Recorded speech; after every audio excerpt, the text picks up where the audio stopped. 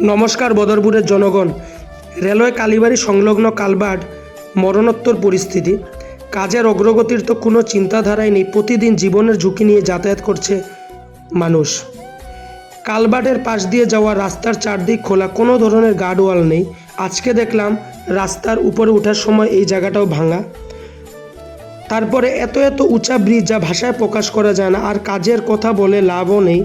সত্যি আমাদের বদরপুর উন্নয়নের শিখরে পৌঁছে গেছে। নালা নর্দমা পরিষ্কার থেকে শুরু করে এত উন্নয়ন সত্যি প্রশংসনীয়। এইভাবে আর কতদিন বন্ধুরা? সবাই জাগেন, বদরপুরের লোকজন সবাইকে বলছি। আর ছোট ছোট বাচ্চাদের স্কুল থেকে কলেজ থেকে যাওয়া কত কষ্ট হচ্ছে। একটা পেশেন্ট যদি মরে যায় চিকিৎসার কারণে, এটার জন্য কে দায়ী হবে?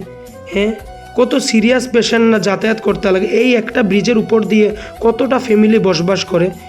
কোথায় যাবে বদরপুরের লোকজন?